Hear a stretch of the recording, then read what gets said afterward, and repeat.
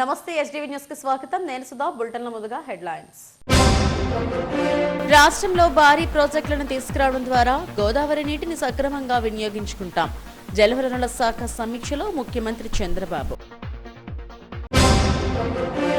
జీవీఎంసీలో ప్రజా సమస్యల పరిష్కార వేదికకు వెల్లువెత్తిన అర్జీలు క్రమ పద్ధతిలో పరిష్కరించాలని అధికారులను ఆదేశించిన కమిషనర్ సంపత్ కుమార్.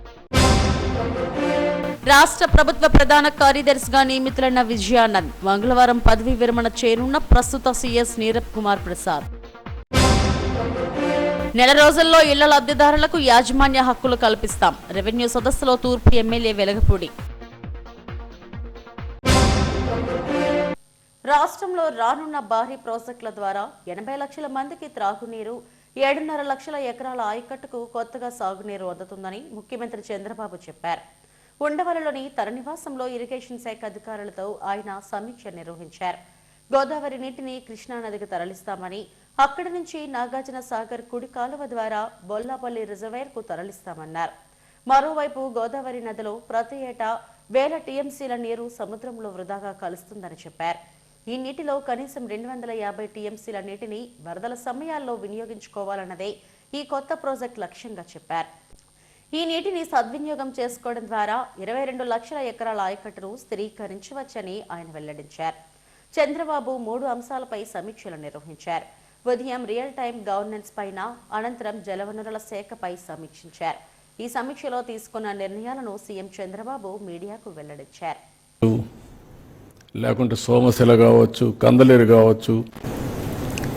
సోమశిల అయితే ఎక్స్పాన్షన్ ఎన్టీ రామారావు గారు పెట్టింది. ఇలాంటి అనేక ప్రాజెక్ట్స్, లిఫ్ట్ ఇరిగేషన్లు కానీ, ప్రాజెక్ట్స్ కానీ ఇవన్నీ ఆ రోజు చేశాం. వచ్చిన తర్వాత ఇక్కడి నుంచి నాగార్జున సాగర్ రైట్ మెయిన్ కెనాల్కి తీసుకురావడం, అక్కడికి తీసుకొస్తే నేను నెక్స్ట్ స్లైడ్ చూపిస్తాను. అక్కడి నుంచి నేరుగా తీసుకుపోయి బనకచెర్ల దగ్గర కలపడం. బనకచెర్ల దగ్గర కలపగలిగితే అప్పుడు కలపగలిగితే దానికి మళ్ళీ ఇక్కడికి వచ్చినప్పుడు నాగార్జున సాగర్ నుంచి పోతూ అప్పుడు 220 మీటర్స్ కానీ మనం తీసుకుపోగలిగితే ఈ నీళ్లు బనకచెర్లకు చేరుతాయి. వేరియస్ గ్రావిటీ లెవెల్స్ ఉంటాయి, పైకి కిందికి. అవన్నీ మీరు చూశారు. ఈ లెవెల్స్ ఇక్కడ ఇది టనల్ కావాలా, 3 టనల్స్. ఇవన్నీ లిఫ్ట్ కావాలా. 1 2 3 1 2 3 4 5 6 లిఫ్ట్లు కావాలి. అప్పుడు మనకు వాళ్ళు కూడా కొంత తీసుకొస్తే మనకు ఆదాయం వస్తుంది కాబట్టి పే చేస్తూ వస్తాం. ఇప్పుడు మేము ఇండస్ట్రీకి పెట్టాము. ఈరోజు 1,81,000 కోట్లు మేము చూపించాం. దాంట్లో దగ్గర చూస్తే మీరు 2,80,000 మందికి ఉద్యోగాలు వస్తాయి.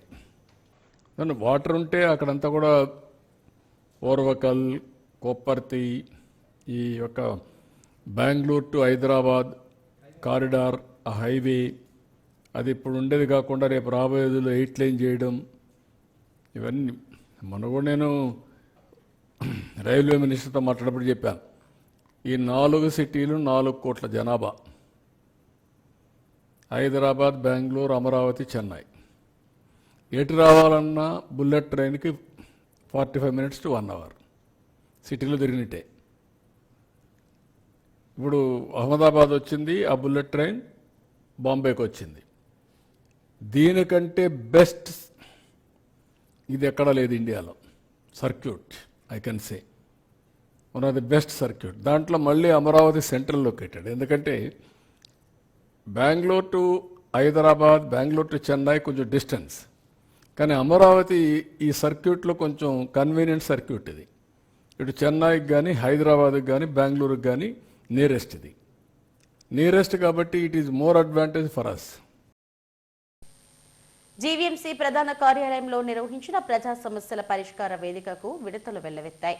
మొత్తం 89 వినతులు వచ్చాయి. నిర్ణీత సమయంలో అర్జీదారుల సమస్యలు పరిష్కరించాలని మేయర్ హరివెంకట్ కుమారి, కమిషనర్ సంపత్ కుమార్లు సంబంధిత అధికారులను ఆదేశించారు. రాష్ట్ర ప్రభుత్వం ప్రతిష్టాత్మకంగా నిర్వహిస్తున్న ప్రజా సమస్యల పరిష్కార వేదికకు మంచి స్పందన వస్తుంది. జీవీఎంసీ ప్రధాన కార్యాలయంలో నిర్వహించిన వేదికలో మొత్తం 89 అర్జీలు స్వీకరించారు.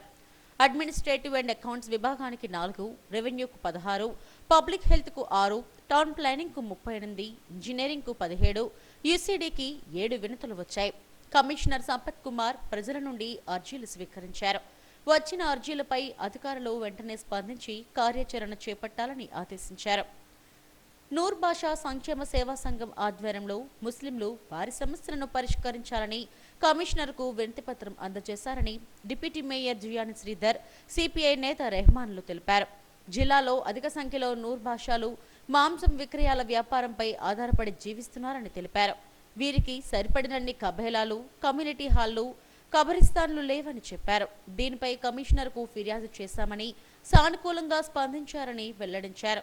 ఎస్సీలను పరిగణలోకి తీసుకోకుండా మున్సిపల్ స్టాండింగ్ కౌన్సిల్ నోటిఫికేషన్ ఇవ్వడం సరికాదని దళిత నాయకుడు సత్యనారాయణ అన్నారు. దీనిపై కమిషనర్కు ఫిర్యాదు చేశారని, ఇచ్చిన నోటిఫికేషన్ రద్దు చేసి కొత్త నోటిఫికేషన్ ఇవ్వాలని కోరారు. విశాఖపట్నం నూరు భాషా సంక్షేమ సంఘం ముస్లిం ఎవరైతే ఉన్నారో విశాఖపట్నం సిటీలో 98 వార్డ్స్లో కూడా మరి దినచర్యగా వాళ్ళు సండే కానీ విశాఖ నగరంలో మటన్ వ్యాపారస్తులందరూ కూడా మేకల కమ్మేళాలు ప్రతి వార్డులో కూడా కొన్ని ఐడెంటిఫై చేయడం జరిగింది ప్లేసెస్. ఆ ప్లేసెస్లో మేకల కమ్మేళాలు ఏర్పాటు చేయమని మరియు కమ్యూనిటీ హాల్ కావాలని ఓల్డ్ ఏజ్ జంక్షన్లో, అదేవిధంగా కబర్స్థాన్ శ్మశాన వాటికలు గోపాలపట్నం కానీ, నందమూరి నగర్ కానీ, కంచరపాలెం కానీ సిటీలో చాలామంది ముస్లిం సంఖ్య ఉంది కాబట్టి దానికోసం ఈరోజు కమిషనర్ కలిసి ఒక రిప్రజెంటేషన్ ఇవ్వడం జరిగింది. దాన్ని లిఖితపూర్వకంగా కమిషనర్ గారు హామీ ఇచ్చారు. తప్పకుండా ఎవరైతే నూరు భాషా సంఘం ఉన్నారో వాళ్ళందరికీ సాయం చేస్తామని. ఇదే విషయం మీద వచ్చే వారం జిల్లా కలెక్టర్ గారిని కలిసి ఆయన కూడా ఒక రిక్వెస్ట్ ఇవ్వడం జరుగుతోంది. ఏదేమైనా ముస్లిం మైనార్టీల కోసం మరి మేము ఎవరైనా ప్రజాప్రతినిధులు పార్టీలతో సంబంధం లేకుండా అన్ని పార్టీల వాళ్ళకి సాయం చేస్తామని ఈ సందర్భంగా తెలియదు.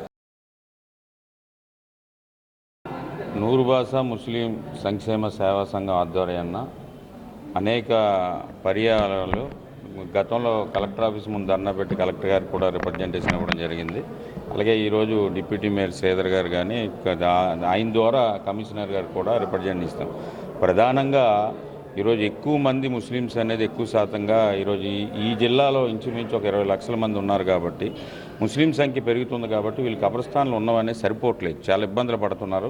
ఎందుకంటే వీళ్ళు ఎక్కువగా అందరూ కూడా మరి పాతి పెడతారు కాబట్టి ప్లేస్ అనేది చాలా తక్కువగా ఉంది. ఉన్న కబ్రస్థాన్లు అనేవి కూడా అన్నీ కూడా మొక్కలే పలిసిపోయి నిర్మానుషంగా ఉన్నాయి కాబట్టి దీనికి బౌండరీ వాళ్ళు కట్టి దానికి సంబంధించి ఏదైతే వాటర్ కానీ కరెంట్ కానీ ఏర్పాటు చేయాలనేది ఒకటి. చాలా ముస్లిం ప్రాంతాలు ఎక్కడంటే సాదీఖానా సంబంధించి అకీబాలం ఉంది, లేదా ఓల్డ్ పోస్ట్ ఆఫీస్ ఉంది. మిగతా దగ్గర ఎక్కడా కూడా సాదీఖానాలు అనేవి లేవు. ఉన్న సాదీఖానాలు ఉన్నవన్నీ కూడా జీవీఎంసీ ఏం చేస్తుందంటే ప్రైవేట్ వాడికి కాంట్రాక్ట్కి ఇచ్చేస్తున్నాం. దానివల్ల వేలాది రూపాయలు పెంచేసి ఆ డబ్బులు కట్టుకోలేక చాలా ఇబ్బందులు పడుతున్నారు. దానికి సాదీఖానాలు అనేది ముస్లిం ఎక్కడైతే మైనార్టీ కులాస్తులు కానీ నూరు భాషలు ఎవరైతే ఉన్నారో వీళ్ళకి సంబంధించి అన్ని ప్రాంతాలు ఎక్కువ శాతం ఉన్న వాళ్ళ దగ్గర ఈ సాదీఖానాలు ఒకటి నిర్మాణం చేపట్టాలనేది ఒకటి విజ్ఞప్తి. రెండోది మేకల కమ్మీలు అనేది అప్పుడు ఇక్కడ జీవీఎంసీ 3 ఏదైతే ఉందో అక్కడ అప్పుడు మేకల కమ్మీలు ఆసిల్మెట్ జంక్షన్లో ఉండేది. దాన్ని తీసుకెళ్లి నగరాభివృద్ధి పెరుగుతుంది కాబట్టి హనుమంతోక్ పెట్టారు. ఇప్పుడు హనుమంతోక్ నుంచి డైరెక్ట్గా మారికోవాల్సి అనేది తీశారు. 85% దగ్గర మటన్ వ్యాపారస్తులు చేసుకునే నూరు భాషలు ఎక్కువ మంది ఉన్నారు. వీళ్ళందరికీ కూడా తెల్లవారు ఆదివారం వస్తే 2 గంటలు లేచి అక్కడికి వెళ్ళి ఆ కోసుకొని వచ్చేటప్పుడు షాప్ దగ్గర 9 ఎంతో టైం అయిపోతుంది. వ్యాపారం కూడా చేసే పరిస్థితి అనేది ఉంది. కొన్ని సందర్భాలు స్టాంప్ లేకపోతే జీవీఎంసీ అధికారులు వచ్చి వాళ్ళకి ఫైన్లు కూడా వేసి ఫైన్లు కూడా విధిస్తున్నారు. ఈ ఇబ్బందులు ఉన్నాయి. కొంతమంది యాక్సిడెంట్లు అయ్యి క్షతగాత్రులు అయ్యారు, ఒకళ్ళిద్దరు చనిపోవడం కూడా జరిగింది. దానికి సంబంధించి మేము ఒకటే డిమాండ్ పెట్టాం. ఎలాగా గాజువాకలో ఒకటి ఉంది కాబట్టి మేకల కమ్మేళ ఆ గాజువాక పరిధి ఎలాగైతే ఉందో అప్పుడున్న హరినాథ్ అనే కమిషనర్ గారు ఇక్కడ మాకు 6లో కాలనీలు ఇస్తానన్నారు. 6లో కాలనీలో ఒకటి ఇవ్వాలనేది, తగరపల్స్ ఒకటి ఇవ్వాలి, పెందుడితో ఒకటి ఇవ్వాలి, వీళ్ళందరికీ అందుబాటులో మెట్ల వ్యాపారం చేసుకోవడానికి ఇవ్వాలనేది ఒక డిమాండ్ అనేది పెడుతున్నాం. ఈరోజు జిఎంసీ కమిషనర్కి అడ్వకేట్స్ ద్వారా మున్సిపల్ స్టాండింగ్ కౌన్సిల్ ఇంప్లిమెంట్ చేస్తారు. ఇటీవల కాలంలో అది నోటిఫికేషన్ వచ్చింది. దాంట్లో ఎస్సీ రాష్ట్ర పాయింట్ లేకుండా నోటిఫికేషన్ ఇవ్వటం అనేది చాలా అన్యాయం ఎస్సీ కమ్యూనిటీకి. ఈ భారతదేశ చరిత్రలోనే ఇలాంటి నోటిఫికేషన్ రావటం ఫస్ట్ టైం. అంతేకాకుండా ఈ గవర్నమెంట్ వచ్చిన తర్వాత ఎస్సీలని ఎక్కడికెక్కడ తొక్కి వాళ్ళకు వచ్చే అవకాశాలను కూడా లేకుండా ఈ గవర్నమెంట్ చేస్తుంది. దాంట్లో భాగంగానే ఈరోజు మున్సిపల్ స్టాండింగ్ కౌన్సిల్ కూడా ఎస్సీ రాష్ట్ర పాయింట్ ఇంప్లిమెంట్ చేయకుండా నోటిఫికేషన్ రావడం అనేది చాలా తప్పుదనం. అది ప్రజా సమస్యల పరిష్కార వేదికలో వచ్చిన ఫిర్యాదులు మళ్లీ రాకుండా అధికారులు చర్యలు తీసుకోవాలని కమిషనర్ ఆదేశించారు. ఈ కార్యక్రమంలో అదనపు కమిషనర్లు రమణమూర్తి, వర్మ, సోమన్నారాయణ, పలువురు అధికారులు పాల్గొన్నారు. రాష్ట్ర ప్రభుత్వ నూతన ప్రధాన కార్యదర్శిగా కె విజయానంద్ నియమితులయ్యారు. 1992 ఐఏఎస్ బ్యాచ్కు చెందిన ఆయన్ను సీఎస్గా నియమిస్తూ ప్రభుత్వం ఉత్తర్వులు జారీ చేసింది. విజయానంద్ ప్రస్తుతం ఇంధన శాఖ ప్రత్యేక ప్రధాన కార్యదర్శిగా బాధ్యతలు నిర్వహిస్తున్నారు. ప్రస్తుత సీఎస్ నీరబ్ కుమార్ ప్రసాద్ మంగళవారం పదవి విరమణ చేయనున్నారు. ఆయన స్థానంలో కొత్త సీఎస్గా విజయానంద్ నియమితులయ్యారు.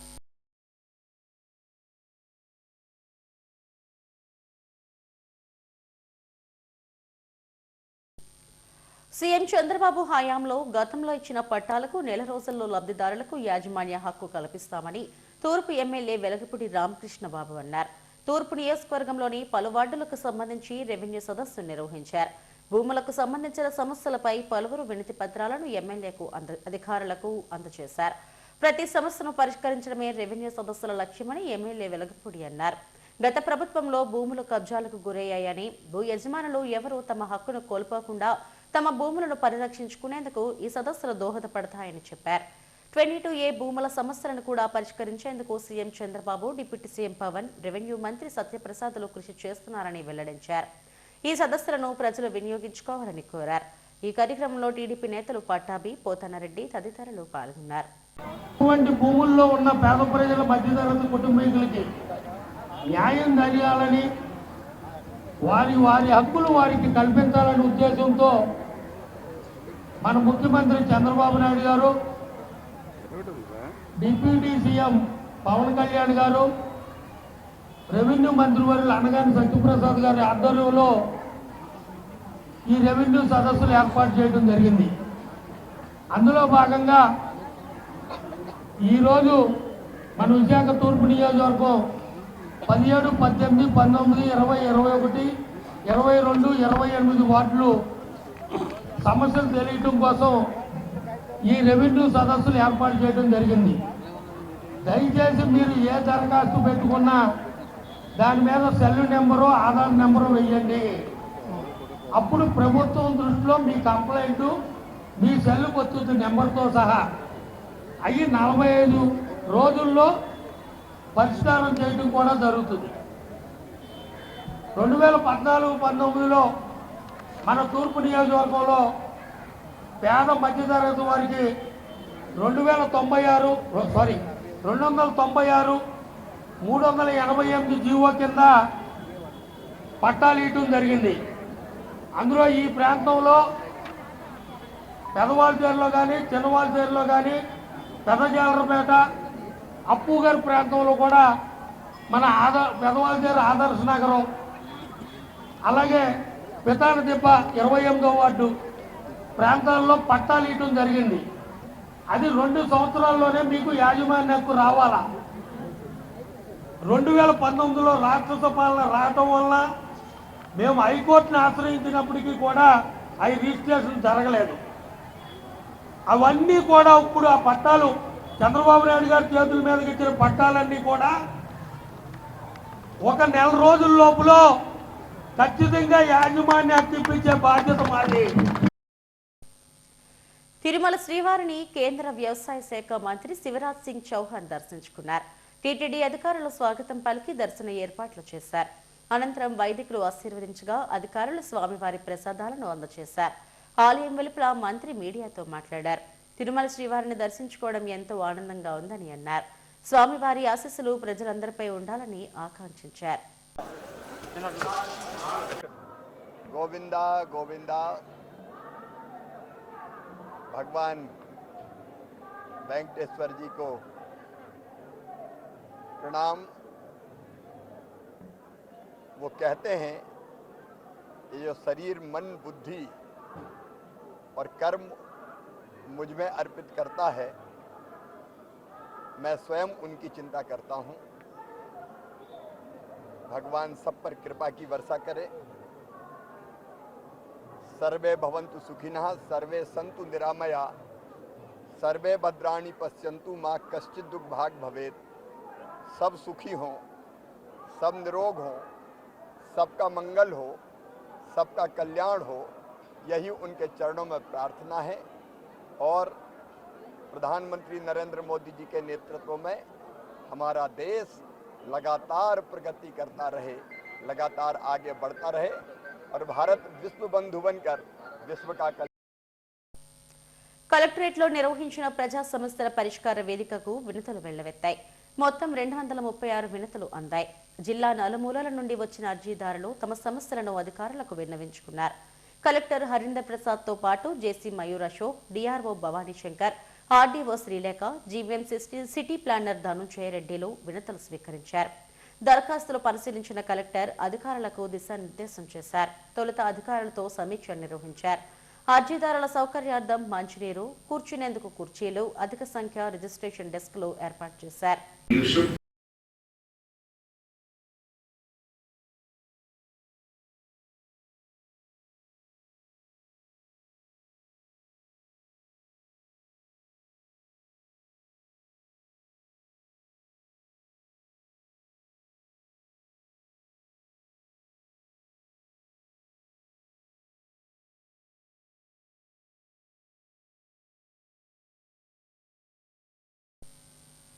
హోంమంత్రి అనితను ఎంపీ కేశినేని శివనాథ్ కలిశారు. పోలీస్, ఫైర్, జైళ్లు, డిజాస్టర్ మేనేజ్మెంట్, జిల్లా సైనిక్ వెల్ఫేర్ అధికారులతో హోంమంత్రి అనిత, ఎంపీ కేశినేని శివనాథ్లు సమావేశమయ్యారు. అనంతరం కేశినేని మీడియాతో మాట్లాడారు. కేంద్రం నుండి రాష్ట్ర హోంశాఖకు రావాల్సిన నిధులు, సంస్థల ఏర్పాటుపై మంత్రి అనిత ఆధ్వర్యంలో చర్చించామని చెప్పారు. కేంద్ర హోంశాఖకు చెందిన పార్లమెంట్ సభ్యుడిగా తానున్నానని, రాష్ట్ర హోంశాఖకు సంబంధించిన బాధ్యతలు కేంద్రంలో తనకు సీఎం చంద్రబాబు అప్పగించారని తెలిపారు. రాష్ట్రంలో పోలీస్ స్టేషన్లు, జైళ్ల అభివృద్ధి ఇంకా జరగాల్సి ఉందన్నారు. అలాగే రాష్ట్రానికి గ్రే హౌండ్స్, అప్పా సంస్థలు రావాల్సి ఉందని తెలిపారు. కేంద్రం నుండి రావాల్సిన అంశాలపై దృష్టి పెట్టామని మంత్రి అనిత అన్నారు. త్వరలో కేంద్ర హోంమంత్రి అమిత్ షాను కలుస్తానని చెప్పారు.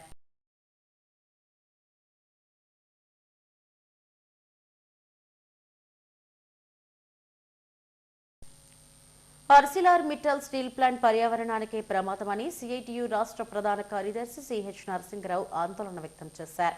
జగదంబలోని యూనియన్ కార్యాలయంలో C2 నేత కుమార్తో కలిసి ఆయన మీడియాతో మాట్లాడారు. ఆర్సిలార్ మిట్టల్ స్టీల్ ప్లాంట్ ను వేంపాడు టోల్గేట్ నుండి రాజయ్యపేట ప్రాంతంలో పెట్టడం నక్కపల్లి ప్రాంతానికి అత్యంత ప్రమాదకరమని 2000 సంవత్సరంలోనే నిపుణుల కమిటీ తేల్చిందన్నారు. ఈ స్టీల్ ప్లాంట్ ఏర్పాటును సిఐటియు తీవ్రంగా వ్యతిరేకిస్తుందని చెప్పారు. విశాఖ స్టీల్ నాణ్యతలో నెంబర్ 1 గా దక్షిణ భారతదేశంలో అమ్మకాల్లో అగ్రగామిగా ఉందని తెలిపారు. ఉక్కు అమ్మకాలను దెబ్బకొట్టడానికి మిట్టల్ స్టీల్ నక్కపల్లి వస్తుందని చెప్పారు. విశాఖ స్టీల్ ప్లాంట్ ను ఆర్సిలార్ మిట్టల్ కు అప్పగించాలని కేంద్ర, రాష్ట్ర ప్రభుత్వాలు కుట్ర చేస్తున్నాయని ఆరోపించారు. ఖండిస్తున్నాం.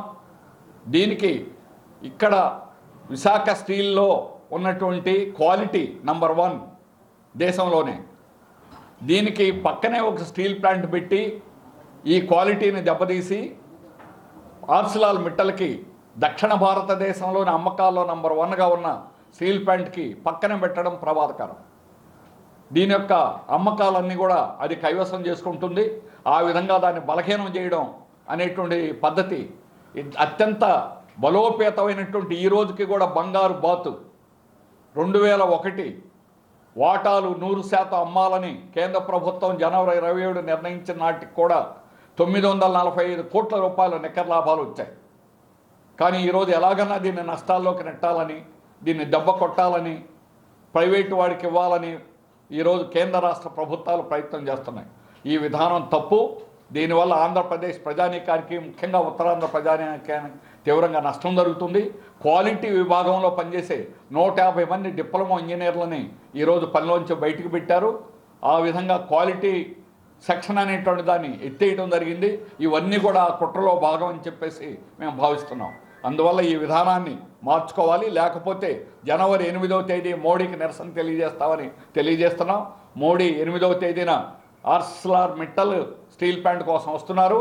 దీన్ని ఎటువంటి పరిస్థితుల్లో ఆంధ్రప్రదేశ్ ప్రజానీకం అంగీకరించకూడదని దీన్ని వ్యతిరేకించాలని రాష్ట్ర ప్రజానీకానికి మనవి. యువతలో నైపుణ్యతను వెలుగులోకి తీసుకురావడానికి యంగ్ టాలెంట్ షోలు దోహదపడతాయని writers academy chairman VV Ramanamurthy తెలిపారు. ధనంజయ టీం ఆధ్వర్యంలో కళాభారతిలో జనవరి 1న జరగనున్న young talent show trophy launch ఈవెంట్ను పౌర గ్రంథాలయంలో నిర్వహించారు. ట్రోఫీని మీడియా సమావేశంలో ఆవిష్కరించారు. ఉత్తరాంధ్రలోని మారుమూల కళాకారులకు జాతీయ స్థాయి గుర్తింపు తీసుకురావడమే ఈ కార్యక్రమ ఉద్దేశమని రమణమూర్తి అన్నారు. యువత ఈ అవకాశాన్ని వినియోగించుకోవాలని కోరారు. ఈ కార్యక్రమంలో నరవ ప్రకాష్, నిర్వాహకులు ధనంజయ్ తదితరులు పాల్గొన్నారు. అటు సింగింగ్ కానీ, classical dance, western dance, solo acting, standup comedy, martial arts, అలాగే ఒక మంచి వీణ వాయించే ఒక అబ్బాయి, ఒక మంచి ఫ్లూట్ వాయించే ఒక అమ్మాయి, ఇలా ఒక డిఫరెంట్ పిల్లలందరూ కూడా ఒకే వేదిక మీద పెర్ఫామ్ చేస్తే వాళ్ళని మనం బ్లెస్ చేస్తూ వాళ్ళని అభినందిస్తూ ఆ యొక్క న్యూ ఇయర్ ని గ్రాండ్ గా వెల్కమ్ చెప్పాలని అనే ఉద్దేశం మీద ఈ కార్యక్రమం అనేది నిర్వహించడం జరుగుతుంది సార్. అయితే ఈ కార్యక్రమానికి కూడా ధనుంజయ అవార్డ్స్ అండ్ గిఫ్ట్స్ అనే ఒక సంస్థ, మా సంస్థ గత 27 ఏళ్ళుగా వైజాగ్ లో మేము బిజినెస్ చేస్తూ ఇంకోవైపు ఈ కళారంగానికి కళల పట్ల ఉండే ఇంట్రెస్ట్ తో కొన్ని కార్యక్రమాలు ఏదైతే గతంలో కూడా చేయడం జరిగింది. మీరు చూసారు అశ్రీ అని చూసారు. అశ్రీ టాలెంట్ ఎప్పుడు బయటపడింది? అశ్రీ ఎప్పటి నుంచో తన దీంట్లో ఉన్నారు. కానీ ఒక సినిమా డైరెక్టర్ దాన్ని గుర్తించి సినిమాలో పెట్టేసరికి ఇప్పుడు ఆయన పెద్ద పేరెంట్కి గల వాయిద్యకాడిగా మెరుగుతున్నారు. అట్లాగా మనం ఈ టాలెంట్ని వెలికి తీసి ఈ ప్రాంతంలో తీయాలి అనే ఉద్దేశంతో ధనంజయ్ గారు ఈ టాలెంట్ షోని పెట్టారు. ఇందులో 20 సంవత్సరాల లోపు పిల్లల వరకు పరిమితం చేశారు. ఏదో ఎక్స్ట్రాడినరీ టాలెంట్, ఏదో ఒక స్పెషల్ టాలెంట్ ఉన్న వాళ్ళని ఆయన సెలెక్ట్ చేసుకోవాలని ఒక నియమం పెట్టుకున్నారు. దాదాపు నాకు తెలిసి ఆయన ఊరిని ఆన్లైన్లో ఇచ్చిన పిలుపు మేరకు దాదాపు 700-800 అప్లికేషన్స్ వచ్చినాయి. ఎందుకంటే చిన్నపిల్లలు చాలా చాలా చిన్న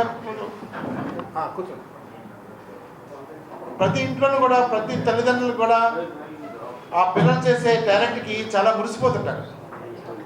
అయితే పేరెంట్స్ మురిసిపోవడమే కాకుండా అది ప్రజలందరూ కూడా. తిరుమల శ్రీవారిని పలువురు ప్రముఖులు దర్శించుకున్నారు. కేంద్ర ఆరోగ్య శాఖ మంత్రి ప్రతాప్ రాజ్ యాదవ్, సుప్రీంకోర్టు మాజీ ప్రధాన న్యాయమూర్తి జస్టిస్ ఎన్వి రమణ, ఇస్రో శాస్త్రవేత్తలు వేరువేరుగా శ్రీవారి సేవలో పాల్గొన్నారు. వీరికి ఆలయ అధికారులు స్వాగతం పలికి దర్శన ఏర్పాట్లు చేశారు. దర్శనం అనంతరం రంగనాయకుల మండపంలో వేద పండితులు ఆశీర్వచనం ఇవ్వగా అధికారులు స్వామివారి తీర్థ ప్రసాదాలను అందజేశారు.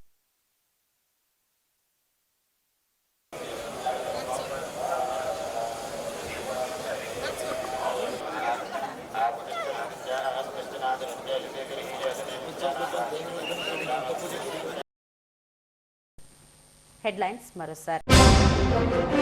రాష్ట్రంలో భారీ ప్రాజెక్టులను తీసుకురావడం ద్వారా గోదావరి నీటిని సక్రమంగా వినియోగించుకుంటాం. జలవనరుల శాఖ సమీక్షలో ముఖ్యమంత్రి చంద్రబాబు. జీవీఎంసీలో ప్రజా సమస్యల పరిష్కార వేదికకు వెల్లువెత్తిన అర్జీలు క్రమ పద్ధతిలో పరిష్కరించాలని అధికారులను ఆదేశించిన కమిషనర్ సంపత్ కుమార్. రాష్ట్ర ప్రభుత్వ ప్రధాన కార్యదర్శిగా నియమితులైన విజయానంద్ మంగళవారం పదవీ విరమణ చేరున్న ప్రస్తుత సీఎస్ నీరబ్ కుమార్ ప్రసాద్. నెల రోజుల్లో ఇళ్ల లబ్ధిదారులకు యాజమాన్య హక్కులు కల్పిస్తాం. రెవెన్యూ సదస్సులో తూర్పు ఎమ్మెల్యే వెలగపూడి. ఇవి ఇప్పటి వరకున్న బులెటిన్ అప్డేట్స్. మరిన్ని వార్తా విశేషాల కోసం చూస్తూనే ఉండండి HTV న్యూస్. నమస్తే.